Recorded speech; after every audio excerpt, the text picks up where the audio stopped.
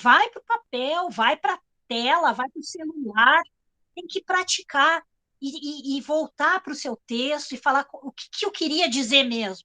Porque às vezes a gente vem uma enxurrada de ideias, de sentimentos, a gente quer escrever muito sobre aquilo e fica que nem a Beatriz falou, né? KKK, eu não sei como é que eu organizo isso.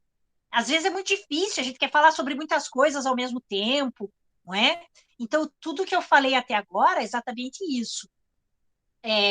A gente tem que cuidar de todos esses aspectos, ter um bom vocabulário, reescrever muitas vezes, o quanto for necessário, pensar sempre assim, será que eu estou sendo suficientemente claro ou clara, né? Será que o meu texto está suficientemente claro para comunicar o que eu estava dizendo? E às vezes assim, outra coisa, nunca desprezar as tuas ideias e os teus sentimentos. Que às vezes é no calor daquela, aconteceu alguma coisa, né? Pode ser uma coisa boa, uma coisa ruim, tem dias que a gente tá lá no baixo astral e tem vontade de escrever. Então, nunca despreze isso. Tudo que a gente tiver para contar é importante. Tudo, não tem uma coisa que seja mais importante ou menos. Todas as nossas percepções, elas falam da vida. Não impõe esse olhar que a gente está tendo para a vida, não é? Não tem só, eu só posso escrever sobre temas grandiosos, sobre amor, sobre. Não. O nosso cotidiano, nosso dia a dia, ele se dá através de muitas perdas, mas através de muitas conquistas, né? Conquista nesse sentido de ganhos. Tudo que a gente vai acumulando, não é? E as perdas, às vezes, elas podem, inclusive, representar renovações. Então, tudo isso importa. Não tem um tema menor. Tudo isso fala da alma humana. Então, a gente tem, né? A dica seria essa: valorizar as percepções que vocês estão tendo. E fala, eu quero escrever sobre tal coisa, mas será que isso é suficientemente bom? Escreve. Escreve, escreve, escreve. E é isso. É a prática que vai nos trazer essa confiança, vai nos trazer segurança, não é? E a prática é essa maneira de chegar ao outro, né? Então, meu conselho seria esse: escrevam muito. Não importa o que nem como, escrevam. A senhora também, aproveitando o embargo aqui da Beatriz, teria alguma dica para pessoas que, como por exemplo eu, que às vezes fico pensando num tema para escrever, que eu escrevo poesia às vezes, mas tem vez que, tipo, vem tema na cabeça à vontade, mas tem dia que fica mais parado, tipo, não tenho tantas ideias para escrever, eu quero escrever, mas não tenho aquela ideia legal. A senhora teria uma dica para ter essas ideias, colocar no papel? Então, Gustavo, isso acontece muito, e como eu disse, a gente nunca deve se sentir frustrado. Tem uma escritora mineira que se chama Adélia Prado, possivelmente vocês já conhecem ou já ouviram falar da Adélia Prado. Se não conhecem ainda, corram atrás, vale muito a pena, ela é uma poeta muito boa. A Adélia Prado, ela passou por um período, quando ela lançou o seu primeiro livro, ela já tinha 40 anos, né? Então ela considerava que já era tarde para ela se lançar como poeta e tal. Mas ela teve muito sucesso, foi apresentada pelo Carlos Drummond de Andrade, teve muito sucesso com a poesia, que é uma poesia muito boa mesmo. E depois de um tempo, ela teve tipo um período um branco, assim. Ela ficou 12 anos sem conseguir escrever. E aí ela diz no poema, né, que ela, quando ela estava escrevendo poesia, ela olhava para uma pedra, por exemplo, e via milhões de coisas naquela pedra. Depois, nesse período de seca, ela olhava para a pedra e via uma pedra. E a gente tem que ter paciência, porque às vezes o nosso olhar, nós estamos envolvidos em outras coisas. Então, Gustavo, nem sempre a gente vai ter esse jorro, né? Essa profusão. Nem sempre é assim. Mas aí a gente também tem técnicas. Aí você pensa num tema bacana, mesmo que você não esteja naquele melhor, né? Naquele. Eu já respondo essas perguntas aí, deixa eu só terminar aqui de falar com o Gustavo. mesmo que eu não é assim, não estou no melhor dia para escrever, eu consigo escrever. Por quê? Porque existe essa expressão, né? Ter um know-how, você ter um saber como faz. Então você praticou tanto que você sabe como faz. E daí você não fica refém, né, de estar naquele melhor momento de percepção. Então, Gustavo, é mais ou menos isso. Quando a gente está com muita vontade de escrever, que vem as ideias e tal, escreva. E quando está com menos, tenta escrever também. E as palavras vão chegando, não é? Mais ou menos isso. Alguém me perguntou ali se eu tenho animais de estimação. Eu tenho uma gata, na verdade é a gata de um dos meus filhos, e ela às vezes, daqui a pouco ela vai subir aqui. Ela fica hospedada aqui na minha casa, que todos nós moramos, eu tenho 2 filhos, cada um deles mora numa casa, eu moro em outra, mas no mesmo terreno. Então, aí eles deixam a gata hospedada aqui em casa, e o outro filho tem 2 cachorros. E eu adoro animais. Eu já tive muita coisa. Eu já tive 50 galinhas, eu já tive carneiro, já tive cavalo, tudo aqui no nosso terreninho. Eu sou muito chegada a animais. Tinha uma outra pergunta anterior que eu não vou me lembrar agora, não consegui ler, ela aparece muito rápido aqui. Se alguém Luci, puder repetir. isso que você estava colocando, acho que para o Gustavo, o estado emocional da gente, ele fala muito para a gente, mas ele fala muito, muito. E a gente tem que aprender a sentir o que o nosso estado emocional está nos dizendo, o que ele está transmitindo, o que ele gostaria que a gente escrevesse. Você entende? Isso mesmo. Esse momento para o adolescente, para vocês, ele é importantíssimo se você souber desabafar com você mesmo e usar a escrita para isso. Porque se hoje você precisa escrever um negócio, você havia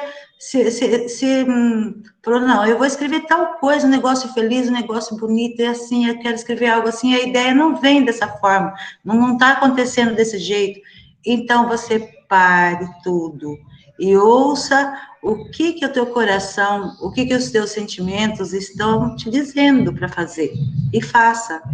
E vai chegar um outro momento em que isso que você quer que aflore dentro de si vai florir, entendeu? Num outro momento, num outro sentimento que você estiver sentindo, quando você estiver, por exemplo, em contato com algo muito belo, com a natureza, com algo que te fascine, aí esse sentimento que você busca na escrita, que você quer transmitir através da escrita, ele vai aflorar.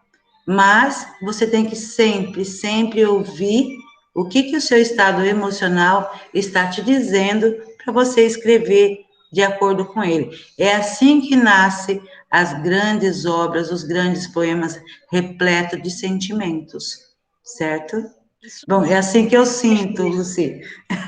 Perfeito, Rita, é exatamente isso. Aí, vejam, a professora Rita está apontando uma coisa que também complementa, né, o que o Gustavo estava perguntando, comentando, justamente, nós, enquanto poetas, enquanto escritores, nós temos como que uma estratégia, mas também é um tipo de obrigação, digamos, entre aspas, né, de nos alimentarmos esse lado emocional, como ela colocou, a gente tem sentimentos. Sentimentos podem ser os mais variados.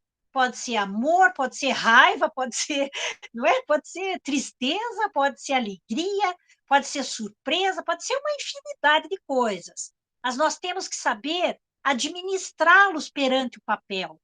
E num determinado momento, chegar no papel já é a coisa maravilhosa. Esse desabafar, como a professora Rita colocou, é aquele momento de entrega, né? Que você tem que ter uma noção de que você está se entregando ali, você está se desvestindo, você está se mostrando, não é? Para as coisas que a gente considera incríveis e tal, e para as coisas que a gente considera dolorosas. A escrita ela serve para tudo. E é justamente isso que vai nos mover. Nós somos pessoas perceptivas.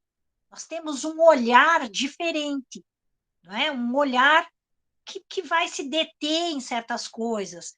Como a professora Rita colocou, pode ser um momento na natureza, pode ser uma atividade coletiva, pode ser na tua solidão, pode ser você com problema, ou pode ser você com, como eu coloquei, né, um momento de grande euforia, pode ser tudo isso e muitas outras coisas. Mas nós temos que alimentar esse olhar. Nós temos quase que uma obrigação de estar nos oferecendo a possibilidade de confronto. Quando você escuta uma música, por exemplo, ontem escutei uma música do Criolo, coisa mais linda, eles cantando, e aí você tem que se dedicar também a isso. Eu vou escutar essa música saboreando, vendo tudo que tem aqui. Eu estou lendo um livro, eu vou saborear isso aqui. É que nem uma comida gostosa que você não quer que acabe, né? Você come um doce, uma coisa assim devagarzinho, para poder aproveitar, não é? E assim tem que ser. Quando nós temos essas oportunidades que a vida vai nos trazendo, nós temos que ter essa. É que nem um pacto, gente. É um pacto que a gente faz com a literatura, não é?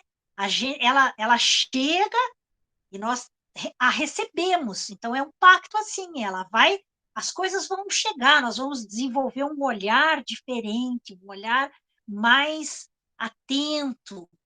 Então, as coisas virão, nós temos que recebê-las. Nós vamos para o papel para contar sobre essas coisas.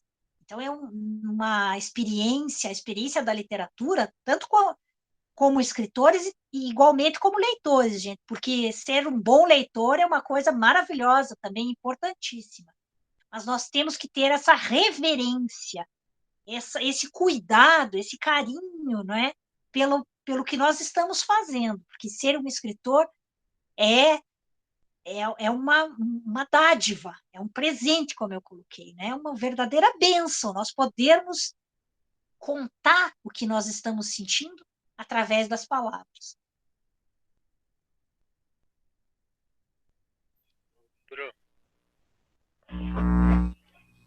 Pode perguntar, Joãozinho. posso perguntar? Pode. Boa noite, Sim. Lucy. Tudo bem? Oi, João. Eu sou o João, do primeiro ano lá. E eu queria perguntar assim, na visão da senhora, a senhora acha que a literatura, pelo menos no Brasil, ela está se enfraquecendo? Porque eu mesmo, assim, quem me puxou para a literatura novamente foi ela. João, eu não consegui escutar exatamente. Você me pergunta se a literatura no Brasil. Aí baixou o som assim. Ele falou que a literatura no Brasil só está enfraquecendo. Se você sente isso, Tá. eles estão cada Aham, vez mais longe da literatura. aham. Olha, João, eu acho que a gente precisa entender a literatura de uma maneira diferente. Não, ela não está enfraquecendo. O que talvez nós tenhamos hoje é menos familiaridade com certas práticas. Assim, a gente não está mais tão acostumado a ler, a comprar um livro e apreciar o livro, não é? Mas a gente tem que valorizar que outras, não é? A literatura ela está se transformando. Eu dei exemplos, por exemplo, o rap. O que é a palavra rap? Rhythm and poetry. Então, é ritmo e poesia. Olha que coisa incrível. É uma transformação. Então, está falando em poesia, que nós tínhamos, né, a poesia como aquela coisa fechada dentro de um livro. De repente, ela vai para a oralidade, ela se transforma, não é? Ela tem a dança muito ligado a tudo isso. Olha que bonito. Talvez aquela forma mais convencional esteja sendo gradualmente complementada, não vou dizer substituída, mas ela está tomando outras formas. E é um dever nosso também perceber. Então, agora, a poesia no mundo contemporâneo, ela está, sim, se transformando socialmente. E aí você tem o Islã, por exemplo. E eu até queria indicar para vocês, que são adolescentes, na maioria, não é? São adolescentes, eu queria que vocês dessem uma olhada no YouTube, no trabalho da Trupe Periferia. Depois eu posso passar para a professora Ana, né? Trupe Periferia. É um grupo de garotos, tem um garoto lá que é o Serginho, Ele começou com 8 anos. Tem uma menina que acho que tem, não sei se ela tem 10 anos e tal. Então, a maioria são adolescentes que se encantaram com escrever, mas que estão muito ligados a esses movimentos de também não só deixar a poesia no papel, mas também de falar. Isso é maravilhoso, gente, porque é uma volta ao que a poesia era lá nos tempos primitivos, lá nas tribos. Na tribo, a gente tem a figura do xamã, que em português a gente tem nas nossas tribos brasileiras a figura do pajé. Vocês devem ter ouvido falar nisso, né? O que é o xamã? O que é o pajé? Ele é um tipo de um líder espiritual da tribo e ele tem uma função, não é? Todas as sociedades, elas se organizam a partir dessa figura, que é um mentor espiritual, digamos, né? Porque como assim? Ele é uma pessoa que tem, não é homem ou mulher, que tem uma percepção, né, tá em sintonia com certas coisas, assim, que são metafísicas, né? Coisas desse reino da nossa alma, reino da filosofia e tudo mais. E essa figura, né, o xamã ou o pajé, ele vai perceber coisas.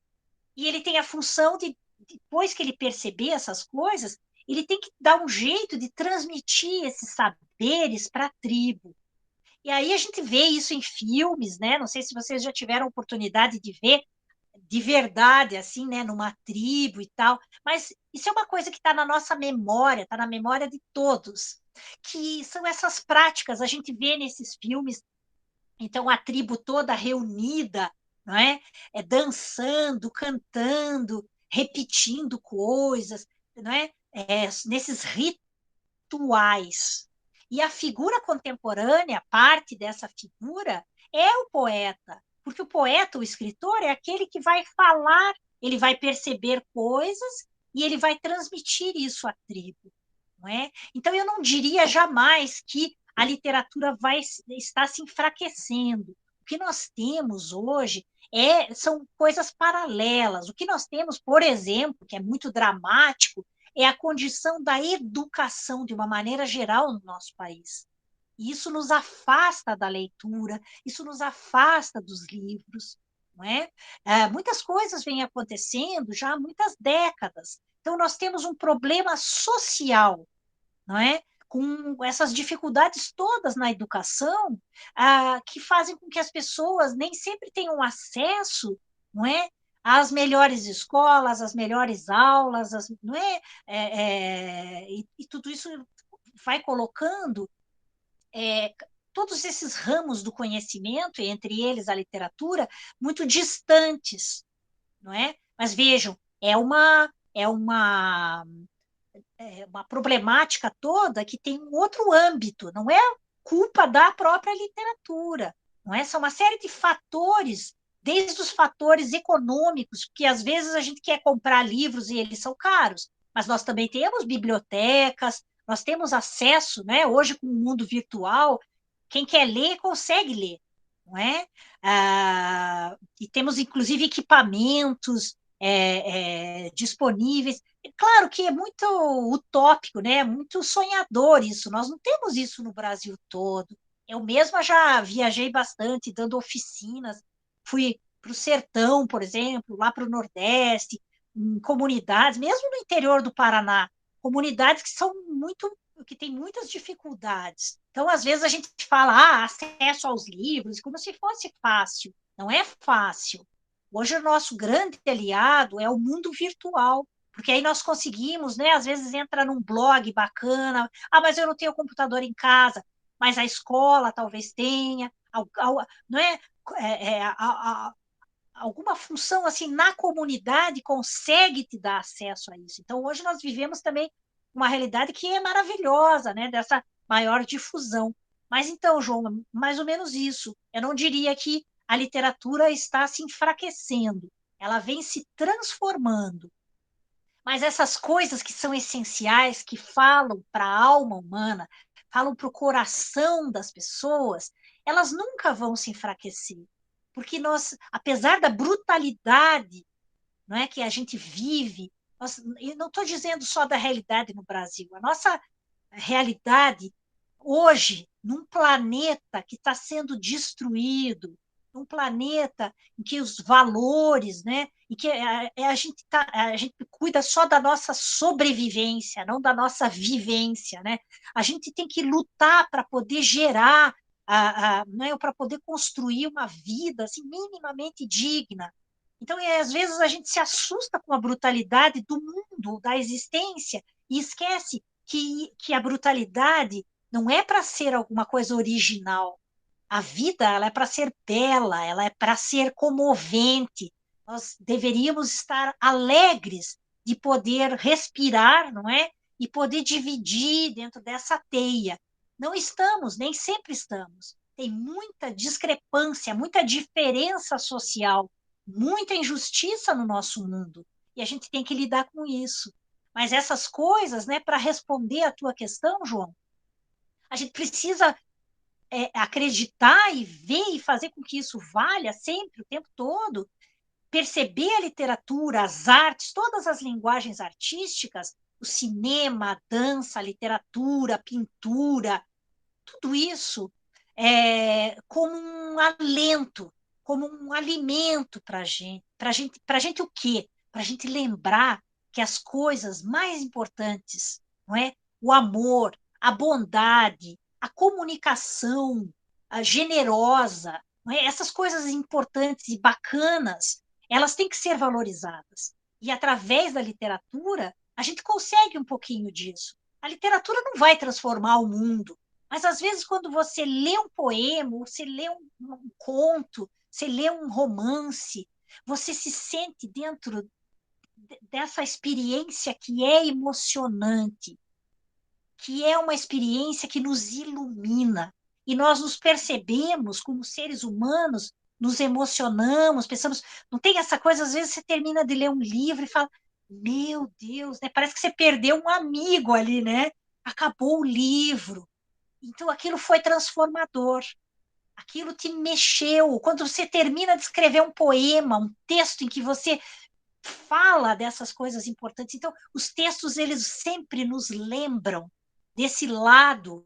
Às vezes é até o sofrimento, gente, não é? Mas o sofrimento também é grandioso.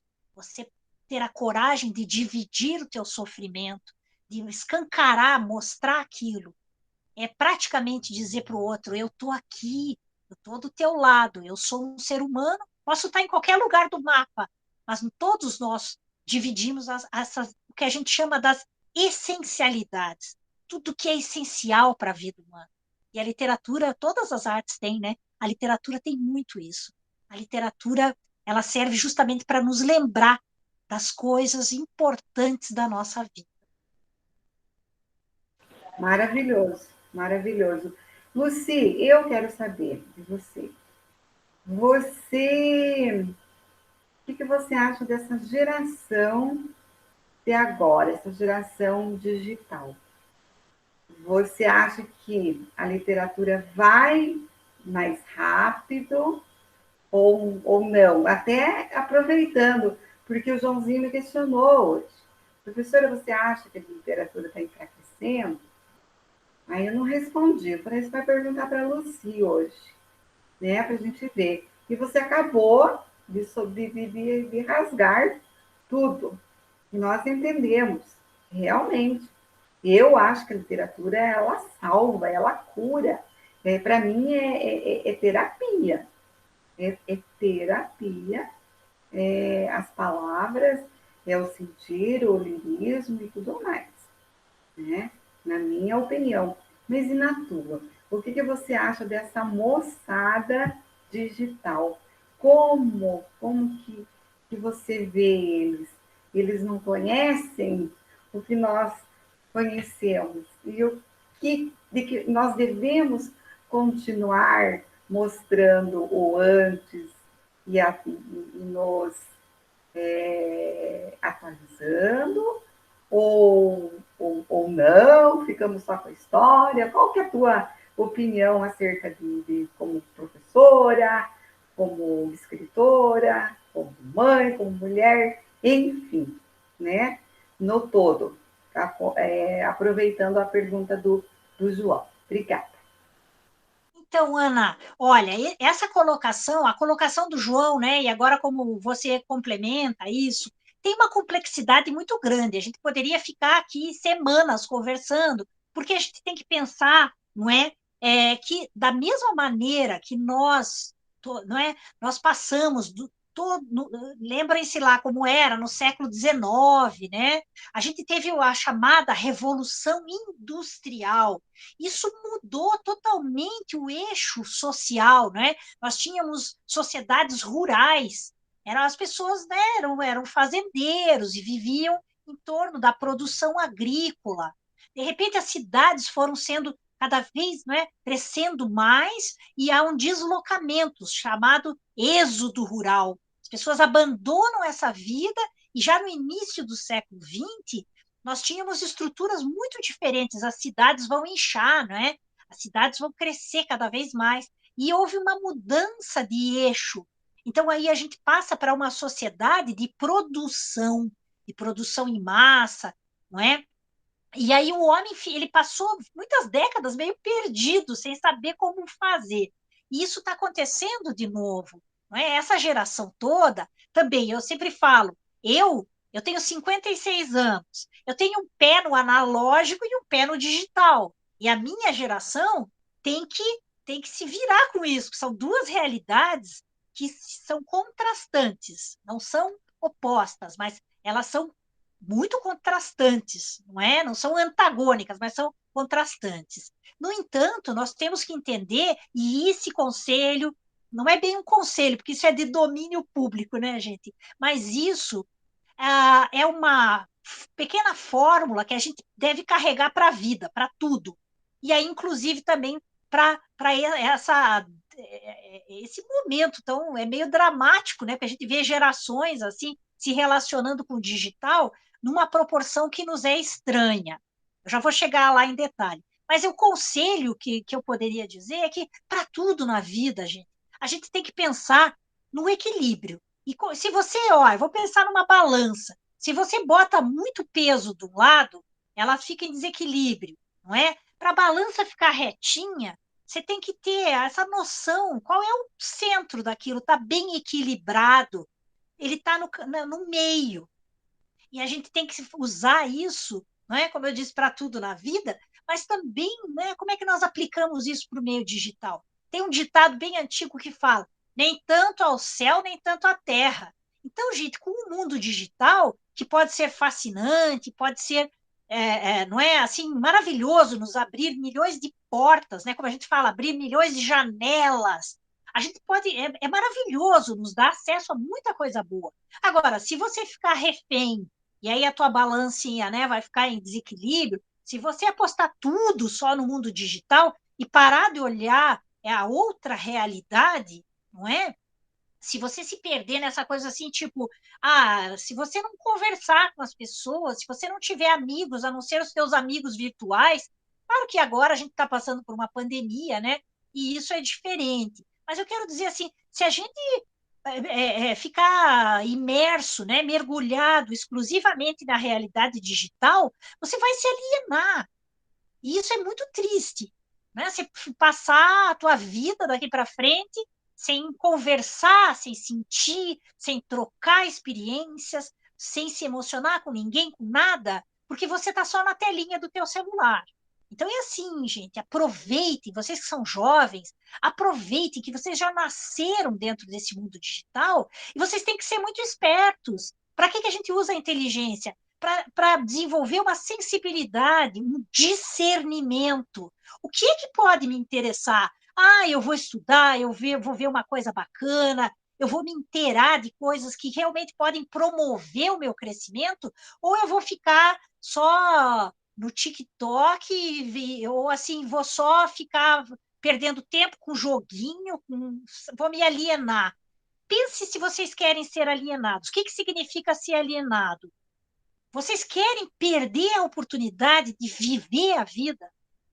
Vocês querem não é, sentir como é a vida de fato e deixar que uma outra realidade, que é uma coisa artificial, né?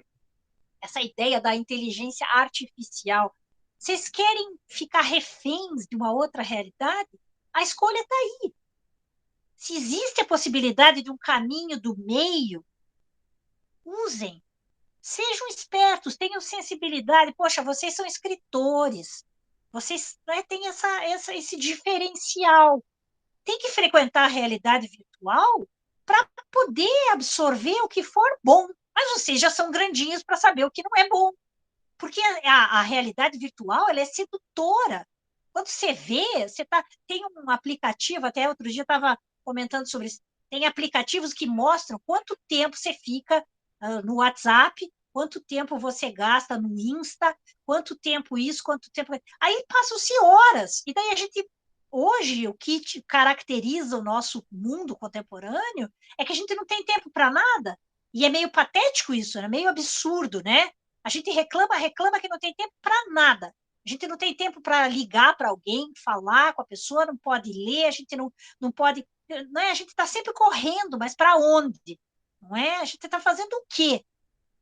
Cuidado, porque às vezes a gente está só ali na telinha, se iludindo, perdendo esse tempo. E a vida é muito preciosa para a gente desperdiçar. Quantas descobertas reais, profundas, a gente deixa de fazer? Às vezes, um bom papo, às vezes você fala, olha, eu quero ler esse livro, tá difícil aqui no começo passar as 5 primeiras páginas, mas daqui a pouco você está lá na história, e aquilo, você fala, nossa, essa experiência é real, essa experiência é profunda. Porque se a gente vai. A escolha é de vocês, todos nós temos esse livre-arbítrio, não é? Mas olha, como eu, não é? Até assim, com esse pé no analógico e com o pé no digital, eu posso atestar assim para vocês, cuidado, porque as experiências, né, essa coisa sedutora da internet, ela opera um esvaziamento. E pensem, se vocês querem se tornar pessoas ocas, que não têm nada a dizer, que não sentem nada, que só estão sendo, né, levados por essas emoções ilusórias, a gente pode, não é? Valorizem o que vocês têm, valorizem terem essa proximidade com o que é belo, com o que é estético, com o que é. Eu usei muitas vezes essa palavra hoje, vou repetir, o que nos emociona. Não é? Vamos pegar assim a palavra emoção. Olha que bonita. É a mesma palavra de comoção. Comover. O que é comover alguém? É você mover, você botar em movimento junto. Então, uma coisa que te comove, ela faz você se mexer, ela te bota em movimento. Então, a escolha é nossa. A gente quer se cercar de coisas que nos emocionem, que movam, né? Tem a palavra motion, não é? Que é a mesma palavra, gente, daí no grego, olha que bonito, a mesma palavra que é o cinema. Cinema é movimento. Então escolham, vocês querem estar perto das coisas que te botam em movimento e te fazem sentir realmente vivos, não é? Ou você quer aquela coisa esterilizada para todo mundo, que não vai te dar um poder crítico. Cuidado com isso. Uma pessoa sem poder crítico, o que é poder crítico? Você não ter opinião sobre nada, você aceitar só o que vem já mastigado, você fica um zero à esquerda. Você é essa pessoa pasteurizada. Você vai sentir o que está todo mundo sentindo, você não vai querer se aprofundar em nada. Então há um perigo nisso. Vou lembrar de uma história que é bem boba, mas que possivelmente todo mundo conhece. Aquela história da maçã envenenada. A internet pode ser uma maçã envenenada, que é tão bonita, né? Tão brilhante, parece tão gostosa. Aí você come e está se envenenando. Então, claro, todo mundo aqui já não é? São adolescentes, estão indo para a vida adulta em muito pouco tempo. E eu imagino que muitos de vocês aqui já tenham entrado nessa vida adulta, porque todos nós temos os nossos dramas, todos nós temos coisas para vencer desde a infância. Então, não é porque é adolescente que, eu sou alienado. Não, eu sei que vocês têm muito sentimento, muita coragem, não é? Então, tenho essa coragem do enfrentamento. Quero me botar próximo a coisas reais, que me mudem, que me deem olhos que estejam vendo e que eu possa dizer o que eu estou vendo. Eu não vou aceitar essa coisa que já vem mastigada só, não é? Estejam atentos a isso. Essas oportunidades passam muito rápido, não é? Então, cada um de vocês, espero, né? Desejo muito que façam boas escolhas. E, para finalizar, como a professora Ana disse, não é? Nós, educadores, deve ser também, não é? A reflexão contínua da professora Rita, né? Da professora Ana e tal. Como é que nós, educadores, nós avivamos isso, não é? Nas pessoas, nos nossos alunos, ou as pessoas que estão próximas. É uma responsabilidade enorme, gente. Mas acreditem, vale muito a pena lutar para se formar enquanto pessoa, tendo esses olhos críticos. Porque também tem um poema que fala, né? Quem passou pela vida em brancas nuvens. É exatamente isso. Você quer passar como uma nuvem, assim, não é? Não vi nada, não sei nada, mas eu passei horas ali conectado. Com qual rede você está conectado? Nós temos uma rede aqui, ó, eu estou vendo Eduarda, Rebeca, João, Ana, Vitor, Gustavo, Rita, são as pessoas que eu estou vendo aqui na minha telinha. Isso é uma rede real. Essa é uma rede que existe virtualmente, mas são pessoas que têm afinidades, que estão tentando conquistar coisas. A sua própria presença, a sua individualidade, enquanto um olhar ativo, não é? Sejamos ativos, gente. Ser ativo, perceptivo, isso é muito importante. Isso que vai fazer a diferença. E aí, João, não vai desaparecer, não vai se enfraquecer, a coisa só cresce dentro dessa potência, não é? Que é a expressão literária.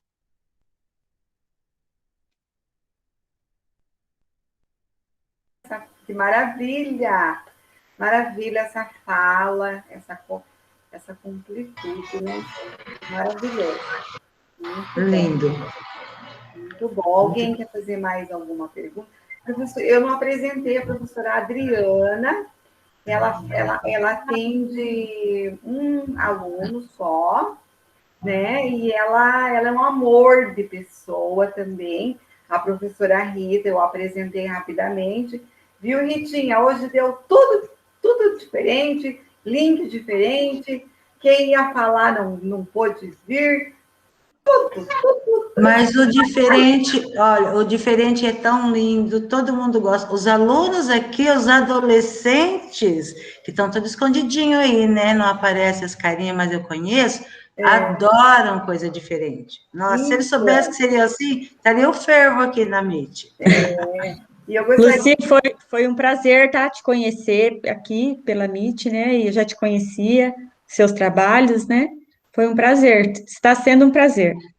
Obrigada, Adriana. Ótimo. Nossa, gente, eu queria assim, agradecer muito essa oportunidade, porque nós, escritores, também, a gente fica numa solidão, né? Depois que você escreve, as coisas vão indo, não é? E quando a gente pode se olhar e ver quem é que está lendo, quem é que gostou, quem é que não gostou, quem é que gostaria de, não é?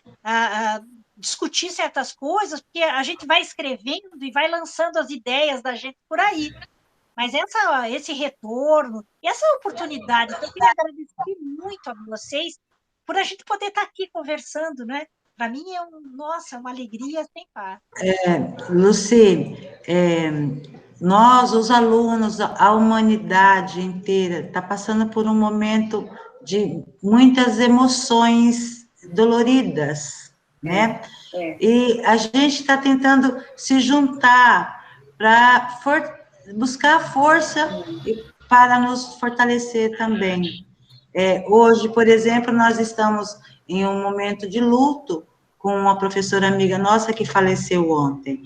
Os nossos alunos estão em luto também por conta de amigos, por conta de parentes, e a gente está tendo que aprender a lidar com isso, não endurecendo os nossos corações, mas tendo que prosseguir. Nós temos que continuar, todos os dias a gente se levanta e a gente diz, nós temos que continuar.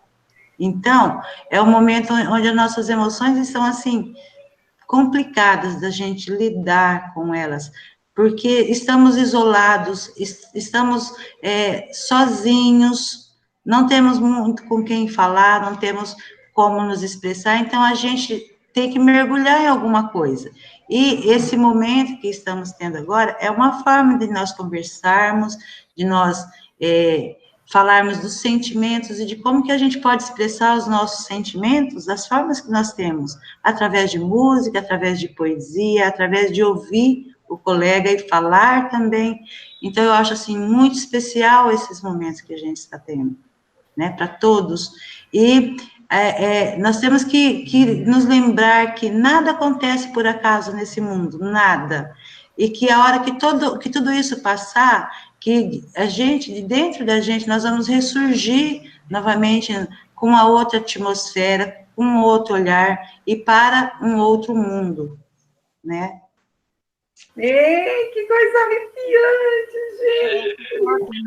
Eu jamais, se não tivesse pandemia, eu jamais estaria aqui.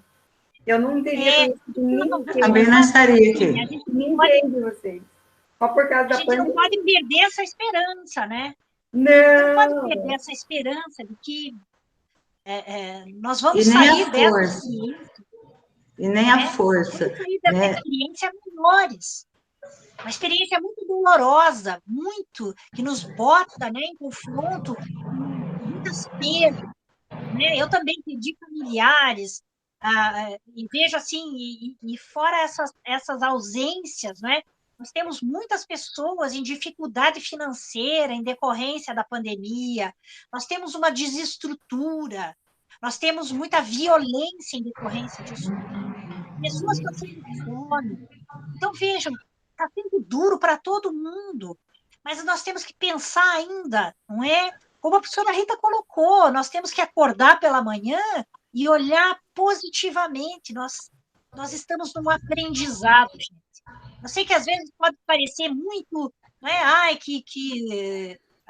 não é? Muito piegas, assim, ai, que doce, que tá, não é? Que meiga, tal, né? Não, é um aprendizado. É da gente cair e levantar. Porque a gente está sofrendo todas essas perdas, são perdas de toda ordem. Perdas de toda ordem. A gente vê a perda até da dignidade humana em alguns sentidos, né? Uma experiência duríssima. Agora vamos pensar numa coisa. Chega um vírus, que nem é um grande vírus. O vírus é uma coisa microscópica, quase invisível, né? Imperceptível. Uma coisinha. Esse vírus, né? O corona, ele é um micro-organismo com uma capinha de gordura. E ele só, ele nem tem capacidade, né, de se multiplicar, ele depende de certas condições, ou seja, ele é de uma precariedade enorme. É isso que nós temos de um lado. Do outro lado, nós temos os seres humanos, né, o Homo sapiens, que tudo sabe, que tudo viu, que domina o planeta, que foi para a Lua e que vai para outros planetas e que domina tudo, que não é, tem a sua superioridade sobre os animais, sobre os vegetais, e o que é que, a bem da verdade, nós, seres humanos, temos feito com a nossa casa, né? A gente tem a palavra ecologia. Eco vem do grego oikos, que significa casa. O nosso planeta é a nossa casa. E nós estamos deixando isso aqui uma zona total, não é? Destruído, os mares poluídos, o ar que a gente respira, a devastação das nossas florestas. É só destruição em função do lucro. A gente tem guerras, a gente tem destruição de toda sorte por conta do lucro. Então, que tipo de sociedade esse ser tão evoluído que é o ser humano, não é? Construiu? É uma sociedade de ganância, uma sociedade de poder em sociedade e violência. Aí, então, o homem quer bam, bam, bam, né? Ele quer cada vez mais dinheiro, poder e lucro, e lucro, e lucro, toda sorte de poder. E aí vem um vírus, que é uma coisinha, nada, nem para ser um vírus muito sensacional, e ele acaba com toda essa onipotência do ser humano e coloca todo mundo num nível, não é? Por isso que eu disse, é um aprendizado, gente. Nós vimos o planeta inteiro ser mobilizado por um micro-organismo, uma coisinha muito pequenininha, e nós ficamos à mercê disso. Então, é um aprendizado. Todo dia nós acordamos e pensamos, não é? Como é que eu vou administrar esse momento de caos?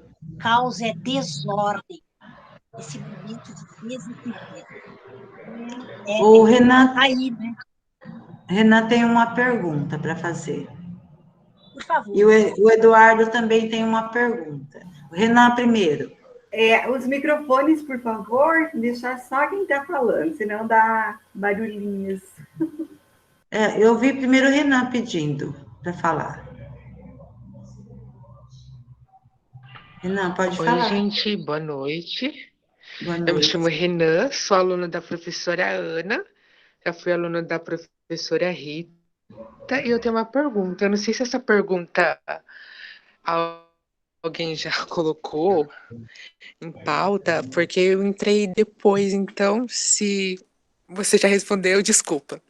Mas o que te motiva você estar escrevendo esses lindos poemas que você escreve? Porque eu vou dar um exemplo. Quando eu era aluno do sexto ano, da professora Rita, eu participei do sarau. Então, os meus poemas que eu escrevia era baseado em liberdade, sabe? Porque eu sempre gostei desse assunto da liberdade. É o que me motiva eu escrever. Eu acredito que você tem uma motivação e inspiração também. Você poderia contar pra gente, por favor? Obrigada, Renan. Muito, muito boa aí a tua colocação. Então, claro, todos nós, escritores, nós temos essa motivação, essa vontade de contar alguma coisa. E você deu esse exemplo, né? Que você, num determinado momento, se viu envolvido com esse tema da liberdade. Então, tem certos temas que são muito próximos, não é? A gente, eu posso te dizer que eu também, eu gosto muito de pensar a liberdade, de tematizar a liberdade, e tem uma lista, digamos, né, de experiências que eu, assim, renovadamente volto a elas, né? Eu gosto, eu não sei quanto vocês leram, né, da minha produção, mas tem alguns temas, né, aos quais eu sempre volto. Eu falo muito sobre as perdas, essa experiência da perda, não é? Quando a gente se vê sem alguma coisa, por algum motivo, né? Isso é uma das coisas que eu gosto muito. Então, assim, as motivações.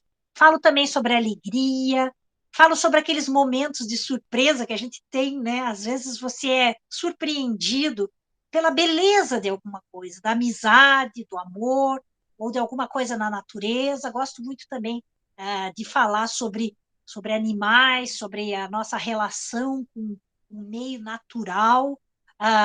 Falo muito de saudade também. Então, eu concordo muito com você. Tem certos temas que voltam, né? Mas de onde que vem isso, né? De onde que vem essa vontade? Porque acaba que existe um repertório de experiências que a gente quer comentar, a gente quer falar, a gente quer explorar, quer apresentar, para poder dividir com o leitor. Não é? Então a gente se sente mais ou menos responsável, mais ou menos alguma coisa assim, né? Por trazer, por apresentar isso. Como é que eu vejo a questão da saudade? Como é que eu, não é? Eu tenho muitos poemas sobre a minha infância, mas não discutindo a infância, mas são poemas em que eu apresento, por exemplo, as casas onde eu morei, as pessoas da minha família, que eram os velhinhos da época, né? Minha bisavó, minhas avós, e essas pessoas que já não estão aqui, mas que eu carrego, não é? Dentro de mim, né? Às vezes através da saudade, das memórias, né? Das lembranças, e às vezes a coisa que eu não vou falar só sobre a minha experiência, né? A gente não é autobiográfico o tempo todo, isso não é assim. A gente às vezes olha a situação de alguém e traz ali essa experiência, não é? Às vezes você está observando alguma coisa, um objeto, não é? Uma pessoa, um momento, uma situação, e você traz. Então, eu digo, Renan, que é exatamente isso.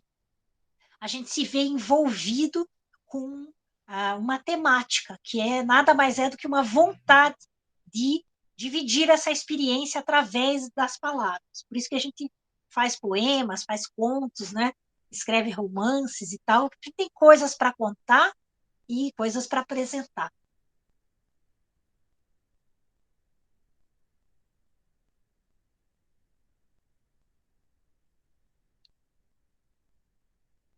Tem mais. O Eduardo, você que fez sua pergunta, Eduardo?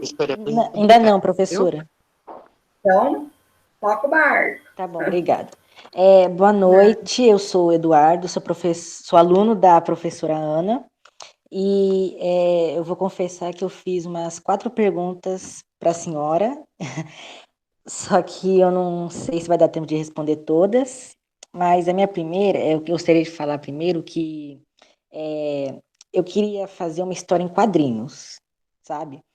Mas eu tenho uma certa dificuldade em como começar. Então, a minha primeira pergunta eu queria perguntar se tiver alguma coisa a ver, eu queria perguntar como se cria um personagem, um bom personagem.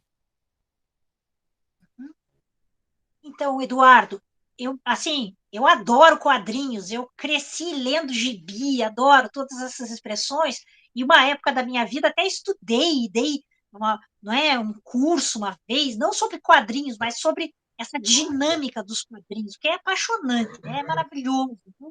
Invista muito nisso, que tem uma dinâmica muito importante, assim, de você construir um personagem, mas a linguagem do quadrinho, ela é muito condensada, né? Você só tem, às vezes, ali um espaço muito pequeno, digamos. Então, você tem que saber, no quadrinho, você tem que saber quais são as melhores palavras para aumentar a intensidade do teu personagem. Porque se você não vai, por exemplo, você vai escrever um romance, não é? E aí, inclusive, foi uma das perguntas que alguém colocou, né? Se tem um gênero que é mais fácil e tal. Não existe um gênero mais fácil, mas eles são específicos. O quadrinho, ele vai pedir uma concentração de informação. Você não vai, é diferente de um romance. Você pode escrever um romance com 300, com 500 páginas, né? Você pode levar 12 páginas descrevendo o teu personagem. No quadrinho, não.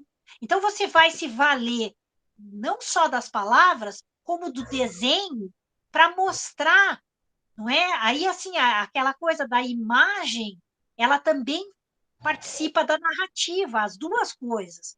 Então, Eduardo, por exemplo, se você está na literatura convencional, você quer mostrar os problemas, vamos inventar um personagem, alguém, né? Eu tinha um adolescente que sofria bullying por alguma característica, vamos pegar uma hipótese, alguma característica, uma característica física, uma característica psicológica e tal. Aí você vai precisar de muitas páginas, talvez, né, ou de vários parágrafos, para descrever tudo isso. Ao passo que, no desenho, você já pode colocar tudo isso. Não é? Aquela condição que você tinha que descrever em detalhes, você já desenha aquilo. Não é? E aí você pode...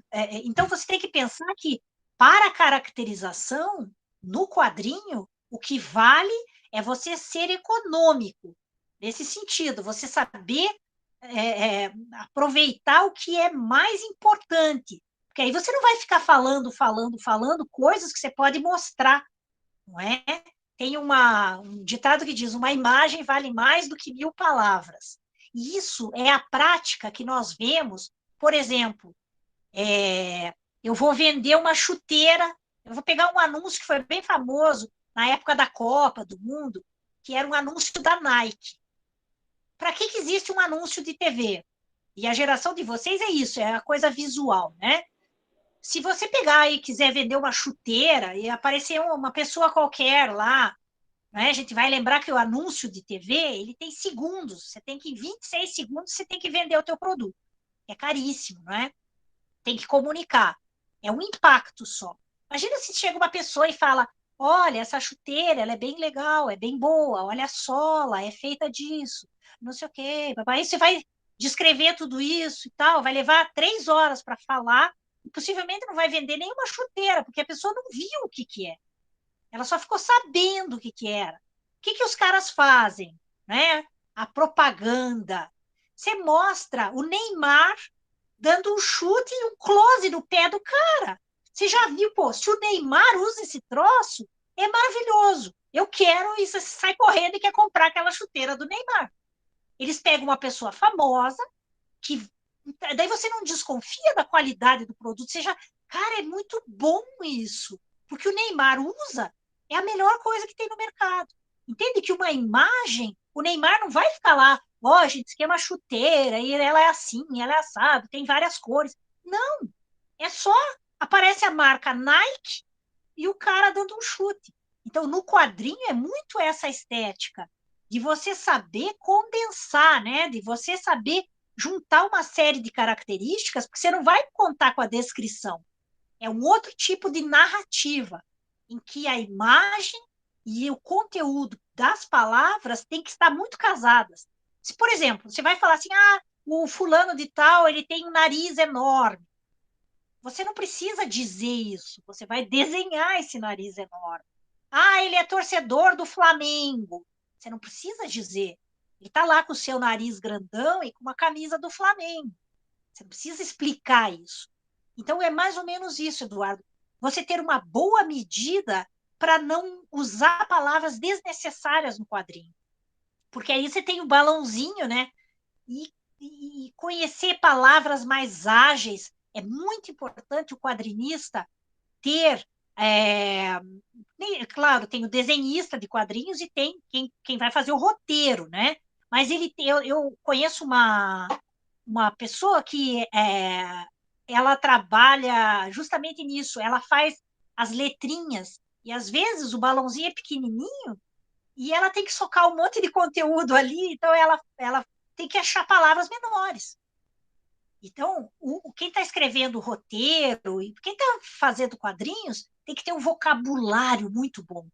Porque aí, ao invés de você falar, né, escrever um negócio lá, uma palavra enorme, pô, mas eu conheço tal outra palavra, serve aqui, encaixa aqui, passo bem a ideia.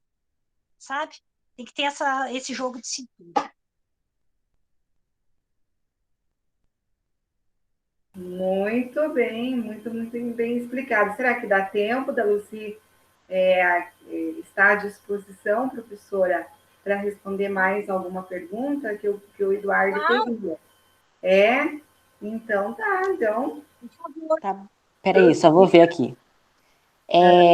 Com a parte do enredo, eu queria saber como é que você cria um enredo envolvente e divertido ao mesmo tempo. Olha só, eu vou te dizer que o tipo de literatura que eu escrevo, ele não é uma literatura de entretenimento, porque eu tenho um tratamento especial, me interessa muito contar coisas, mas dando um tratamento à linguagem. Tem gente que lê as minhas coisas e fala, eu não dei uma risada. Ainda bem, porque eu não estou fazendo uma coisa cômica. Eu trabalho com, né, vocês lendo os meus contos, e muitos poemas também, eu trabalho com uma coisa que se chama o tragicômico. O que é o tragicômico? São aquelas situações meio absurdas que todos nós vivemos, muito dramáticas, mas que a gente não tem como não rir. No final, a gente acaba rindo. Aqueles momentos em que a gente... Isso é do ser humano. Nós somos ridículos, que nós somos frágeis, que nós somos patéticos, nós somos absurdos, né? Não aquela coisa tudo acertinha e percebemos tudo com equilíbrio. Não, aquela nossa fragilidade. Então, como eu trabalho com o tragicômico, o riso que eu quero despertar não é a coisa da gargalhada, de achar engraçado. Eu quero que o leitor seja levado a uma reflexão justamente dessas nossas fragilidades, tipo assim, nossa, que ridículo, lá o personagem, né, passou por tal experiência, ou fez tal coisa, de repente a gente pensa, pô, mas eu também fiz isso, eu também faço isso, ou é uma característica nossa. Então, através desse meio ridículo, também falar de quão ridículo nós somos, e não há problema nenhum, porque é a partir desses momentos que a gente vai melhorar, o que a gente vai mudar, o que a gente vai se entender. E daí que eu sou ridículo, não é? Ridículo por quê? Como? Para quem? Não é? Não ter vergonha também das nossas limitações. Então, o enredo, quando eu penso no enredo, eu quero contar tal coisa, geralmente eu vou levar a narrativa para um limite, não é? De coisas que estão, não é? Eu vou mostrar aqui, ó, eu acabei de lançar um livro, depois, Ana, eu quero mandar para você, depois vou pedir o teu endereço e tal. Então, acabei de lançar um livro que começa uma história de uma pessoa que está uma fera, porque foi ao shopping, isso é um conto de 2 páginas, bem curtinho. A pessoa foi ao shopping para comprar um sofá e não conseguiu, ficou tão embaraçada, não é? Ficou tão mal de chegar no shopping e nem se vende sofá em shopping, né? Muito raro. Aí a pessoa, quando se viu, entrou, estava tão constrangido pela aquela atmosfera do shopping, de consumo, que entrou para usar o banheiro de uma livraria. Mas aí uma vendedora, já logo na entrada, a vendedora pergunta, né, mostra livros, já, né, esse personagem ele entrou e começou a fingir que estava lendo um livro só porque não tinha o que fazer. De repente a vendedora já entendeu que o personagem ou a personagem não tem definição de gênero, queria levar aquele livro, já encaminhou para o caixa e a personagem começa então tá com muita raiva, porque comprou aquele livro que julga ser uma porcaria. Tipo, eu não queria comprar um livro. Eu não estou entendendo nada, eu não estou entendendo nem o título dessa droga. E daí termina justamente aí. É muito difícil comprar um sofá. Então, veja, é uma situação absurda, não é? Que não é para ser engraçado, é para ser patético. Que a pessoa que sai de casa para comprar um sofá, ela sabe muito bem que o sofá não é um livro. Mas o que eu estou querendo dizer com isso? Estou querendo dizer que muito poucos de nós saímos de casa com a necessidade de comprar um livro. Um sofá é uma coisa utilitária, que você vai sentar no sofá. Então, ele te serve para alguma coisa imediata. E por que essa personagem está tão pé da vida, né? Ficou enfurecida? Com o que exatamente? Porque se viu um livro na mão.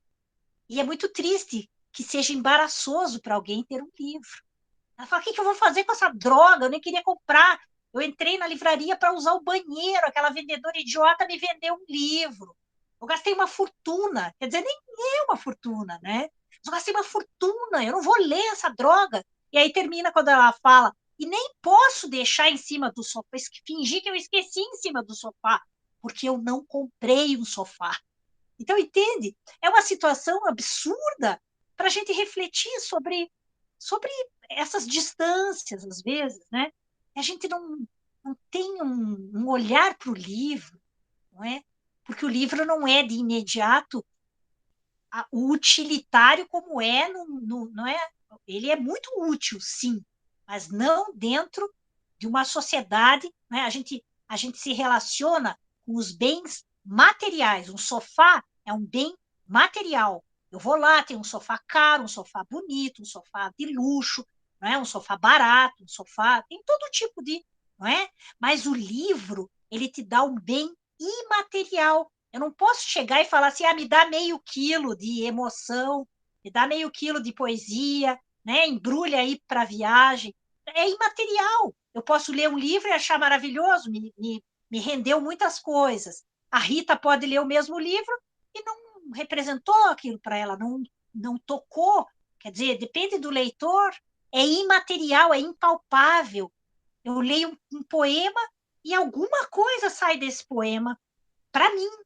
Eu não posso pegar naquilo, eu não posso falar, Eduardo, leia esse poema e chore, ou ache bom, ou... Eu não posso, eu posso só te dizer, veja, eu senti uma coisa muito bacana com isso, não é? Me disse muito. Então, os meus enredos, eles são assim, eles tentam suscitar, não é? Promover, estimular uma reflexão a partir dessas coisas. Parece que bobagem, como é que começa um livro, né? Assim, uma história boba, tão idiota. O que vai sair de casa para comprar um sofá e voltar com um livro? Então, é nesse absurdo, nesse ridículo, que eu tento abrir uma brecha para a reflexão. A senhora já leu alguma das suas obras ou produziu alguma obra que te fez refletir ou trouxe alguma emoção que você não esperava? O tempo todo, vou dizer, o tempo todo. A gente nunca sabe para onde vai a literatura. Eu tenho assim, eu podia ficar contando para vocês muitos causos assim a partir da literatura, né? Vou contar só um ou dois rapidamente. Eu tenho dificuldade quando eu falo rapidamente, na maioria das vezes eu estou mentindo, vocês já devem ter percebido, né? Mas assim, uma vez eu recebi uma cartinha na época em que se trocavam cartas. Talvez vocês nem consigam imaginar isso, né? Mas a gente trocava cartas, né? Mesmo estando na mesma cidade. Uma vez eu recebi uma cartinha que dizia assim: eu devo a minha vida a você, muito obrigado. Eu falei, que é isso? Eu era jovem, assim, né? Tinha lançado só alguns livros, assim, não era uma pessoa reconhecida. Aí uma pessoa me conta que ele estava totalmente desesperado, morava sozinho, tinha perdido os familiares, morava sozinho aqui em Curitiba, e que ele estava num momento de desespero na sua vida, que ele chegou a cogitar tirar a sua própria vida. Era um suicida, no momento de desespero. E ele tinha emprestado um livro na Biblioteca Pública do Paraná. Para quem conhece Curitiba, é bem no centro ali, né? E ele foi à biblioteca para devolver. Ele falou: a minha vida não tem mais sentido, eu vou devolver esse livro, vou organizar assim e vou tirar a minha vida, eu não aguento mais. Tá, ele está na fila para devolver o livro e tinha uma garota atrás dele que adorava livros, né? E começa a conversar ali com ele, fala: deixa eu ver o que você tem aí, né? Aí ele fala: não, eu só vou devolver esse livro. Daí ela fala: você não vai pegar outros? Você não vai pegar outros livros? E ele achou a mulher bonita e tal, né? E daí ele começou peraí. Daí ela estava devolvendo um livro e ela falou: pega esse aqui, ó, lê esse aqui, bem legal, acabei de ler, eu estou devolvendo esse, mas vou pegar esses outros. Quer dizer, a vida dela tinha uma continuidade ali, ela já estava pegando outros para ler, não é? Está num movimento ali. De repente ele se viu, né? Ele falou: pô, essa garota bonita falando aqui comigo, ela me indicou esse livro. Daí ele ficou sem graça e falou: tá, eu vou pegar esse outro livro então, que você está indicando, para começar um papo ali com ela, né? Afinal, só para encurtar a história, eles trocaram telefones e ele ali ficou super apaixonadaço assim pela garota. E aí ele pegou aquele livro e falou: pô, eu vou ler esse livro bem rápido para poder ter assunto com ela, né? E telefonou para ela e assim foi. E eles acabaram se casando. E anos depois ele me fala: muito obrigado, porque no momento de desespero em que eu pensei em tirar minha vida, eu fui à biblioteca e peguei justamente o livro seu, que marcou o início desse amor, que é o amor da minha vida. Hoje, quando olho para trás, né, para o passado, eu penso: meu Deus, que momento, não é? Que tolice que eu teria cometido, né? Sou uma pessoa que ama a vida e tudo mais.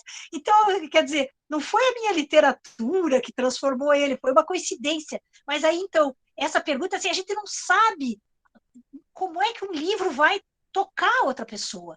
No momento em que aquela mulher, né, que aquela garota indicou o meu livro, ela é um gesto de sensibilizar o outro para uma leitura, não é? Então é assim, tem muitas, nossa, tem muitas surpresas, né? Tem gente que me escreve do Brasil todo, de vários outros, assim, gente que me escreve de Portugal, vários outros países.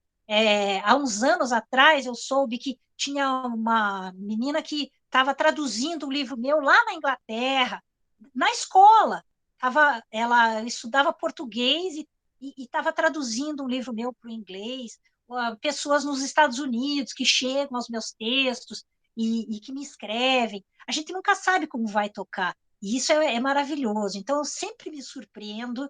Também acontece de você, quando você concebe um personagem, uma história, você está pensando numa coisa. Isso acontece muito nos poemas também, né? E, de repente, o leitor, ele lê de outra maneira. Uma vez um grupo veio me procurar, eram alunos que pegaram um conto meu e iam fazer uma peça de teatro.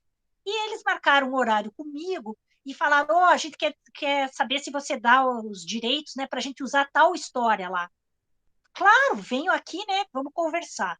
E, para mim, aquilo ali era uma história de um casal heterossexual. Para mim não tinha... quando eu escrevi, não caracterizei assim, mas para mim era um diálogo assim, de um casal, não é? Convencional. Daí esse grupo chegou e me falou, pois é, porque tem a hora em que quando a mãe fala para a filha, eu falei, que mãe, que filha, nem tem mãe e filha na minha história, né? E daí eu falei, por que não, não? Claro que tem, se eles estão entendendo que esse diálogo é entre uma mãe e uma filha, não é? Já aconteceu também de verem todas as combinações possíveis. Então, isso é uma alegria enorme, porque aí, a partir do momento que você escreveu, você quer dividir aquilo, não é mais teu. Não é mais teu. As leituras, elas vão se transformando. E é muito, nossa, é maravilhoso quando a gente tem esse retorno, quando alguém comenta. Deixa eu contar uma história bem engraçada, bem rápido. Outro dia eu recebi um e-mail de uma pessoa chamada Draisa. A Draisa me disse, hoje eu sou a pessoa mais feliz do mundo, porque meu pai me deu esse nome, Draisa, e eu nunca achei ninguém. Eu volta e meia entro aqui na internet e digito Draisa. Não sou, até hoje eu era a única Draisa no planeta Terra. Até que eu achei um conto Meu seu Deus. e tem uma personagem que chama Draisa. Eu estou muito feliz, porque agora somos duas, né? Eu não sou mais solitária. E eu ri muito, né? Porque eu nem sei de onde que eu tirei esse nome, mas olha, levou mais de 20 anos. Esse é um conto que eu escrevi há muito tempo, mais de 20 anos, para que a Draisa ficcional, né, fictícia, e a Draisa real se encontrassem, se descobrissem. E aquela que era de mentira, que era inventada, ela significou alguma coisa para outra, só por causa do nome, né? Então é muito bonito isso. Eu estou vendo que o horário que a gente combinou já passou bastante, né? Alguns alunos saíram, eles falaram aqui no WhatsApp, pediram desculpa que eles tinham, né, que sair e tal. Eu sugiro que a gente continue num outro encontro, talvez, né, na próxima semana, continuar, porque eu percebi, assim, que os alunos do grupo aqui hoje, eles estão preocupados, assim, as perguntas estão levando à construção de um personagem, a como construir, como focar no enredo, como criar um enredo de tal forma, como elaborar um personagem em história, em quadrinho. Então, eu sinto, assim, que eles estão se aprofundando, estão caminhando para algo está inquieto dentro de si, né? Os alunos estão demonstrando isso. Então, a minha sugestão, não sei, depois a Ana conversa com eles, Ana, e da gente aprofundar. Você acabou de citar agora um conto que você fez há uns 20 anos. Então, e esse conto, o que você sentiu, como você construiu esse personagem, o que você mudaria, né, o que você gostaria que as pessoas sentissem ao ler esse conto, ou um poema, ou assim, para a gente ir mais profundo, para a gente partir para outros caminhos mais profundos. Não sei se os alunos concordam da gente continuar num outro dia nessa prática maravilhosa que estamos fazendo hoje. Verdade. Eu Nossa, acho sim. também, bom, Eu concordo. tem que ver se a Lucy vai concordar também. É, Temos que estudar um momento, um dia, um horário novamente, porque ficou realmente, abriu, né? Agora, porque eu não sei se a Lucy sentiu a mesma coisa, Lucy, mas você viu como que eles estão preocupados. caminhando? Para onde que eles estão caminhando, né? Elaborar um personagem, se preocupar como se elabora um personagem legal, ou fazer o poema, onde que busca onde está a fonte das emoções para poder dar conta do poema, descrever aquilo que eu quero sentir, mas não é isso exatamente que eu estou sentindo. Então, está caminhando assim de uma forma mais profunda. Então, eu gostaria de ter você, pelo menos em mais um outro momento, e os alunos, né, lógico, e a Ana. Olha, gente, eu peço desculpas porque eu falo muito, eu já tinha avisado vocês, né? Eu me perco, e se a gente tiver que ficar até as 3 da manhã, eu fico, porque eu gosto muito de falar, e se é sobre literatura, a gente fica num papo aí ad infinitum. Mas eu queria, então, primeiro agradecer, né? Porque é uma oportunidade maravilhosa. E, assim, me colocar à disposição, a hora que quiserem, a gente volta para um papo, se tiverem coisas mais pontuais, essa ideia que a professora Rita trouxe, de repente, se vocês quiserem estudar um conto ou um poema mais especificamente, me digam qual, eu posso comentar sobre as técnicas, não é? De uma maneira que talvez seja mais, não tanta reflexão sobre o ato de escrever. Hoje foi um primeiro encontro, assim, né?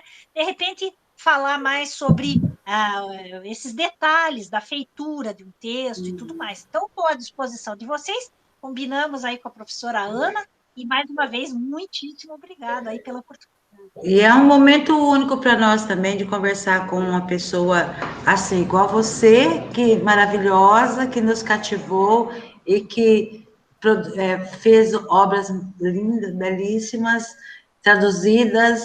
E então, para a gente, nós, enquanto professores aqui do município, né, Ana? Os alunos, assim, para a gente é uma luz, é uma grande luz, e a gente deve